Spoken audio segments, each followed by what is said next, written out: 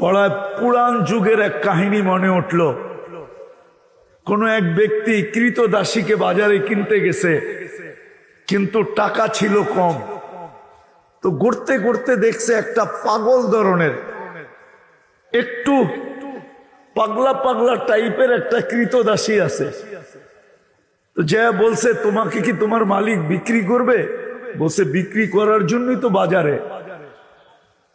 তো মালিককে জিজ্ঞাসা করছে দাম কত? তো সস্তা দাম বলছেন। কিন্তু যখন কৃতদাসীকে জিজ্ঞাসা করছে, তো বলছে আমার কিছু শর্ত আছে, তুমি যদি আমাকে কিনতে চাও। তো বলছে, সেটা কি শর্ত? বলে, আমার শর্ত হলো সারা দিন আমার থেকে কাজ নিবে, কিন্তু রাত্রে আমি তোমার কাজ করতে পারবো না। তো মালিক বলছে, ঠিক আছে। তো সারাদিন কাজ নিতেন, রাত্রে কোনো কাজ নিতেন না। তো মালিকের কৌতূহল জাগছে যে কিনার সময় ও কেন আমাকে বলল যে রাত্রে কোনো কাজ নিতে পারবো না, দেখি ও রাত্রে কি করে। তো মালিক দরজা ফাঁক করে দেখতেছে, সেজদায় পোড়া কাঁদতেছে আর বলতেছে, আল্লাহ তুমি যে আমাকে ভালোবাসো, এই ভালোবাসার কসম দিয়া বলতেছি, তুমি আমাকে মাফ করে দাও। তো মালিক বলতেছে, ওই পাগল, তোকে যে আল্লাহ ভালোবাসে এটা তুই বুঝলি কি করে? তুই এরকম বল যে আল্লাহ আমি যে আপনাকে ভালোবাসি, এটার কসম খায়া বলতেছি আপনি আমাকে মাফ করে দেন।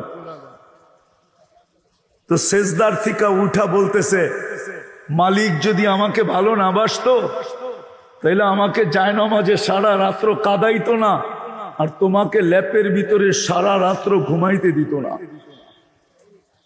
বইলা একটা চিৎকার দিছে, জান চলে গেছে। এই রাতেই কোনো মতে কাফন দাফনের ব্যবস্থার জন্য মালিক ছুটতে ছিল।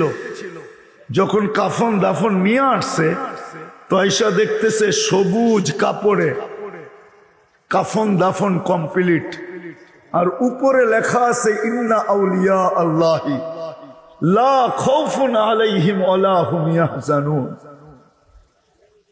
যে আল্লাহ ওয়ালাদের, যারা আল্লাহর হয়ে যায়। আজকে তো আমরা জীবনের মজা পাই না, আল্লাহর হইতে পারি না বিদায়। আল্লাহর যদি হইতে পারতাম তাহলে জীবনের মজা ভিন্ন ছিল, ওটার একটা স্বাদই ভিন্ন। ওই স্বাদ তো বইলা বুঝানো যাবে না। যেমন যত বড় শিক্ষিতই আসুক, যদি আমি তাকে বলি মিষ্টি বুঝাও, যত বড় প্রফেসর হোক, যত বড় ডক্টরেট হোক, মিষ্টি যেরকম বক্তৃতা দিয়ে বুঝানো যায় না, আল্লাহওয়ালা হওয়ার স্বাদ কোনোদিন বক্তৃতা দিয়ে বুঝানো যায় না।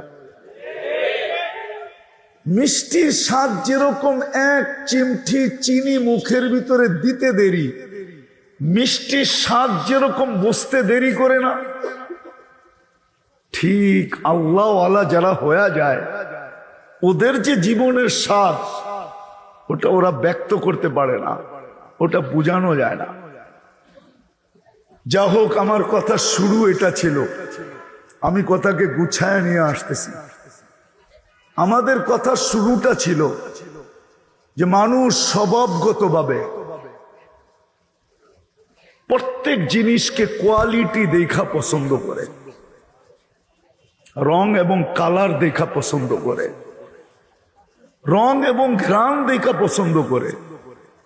যেমন একটা উদাহরণ দেই,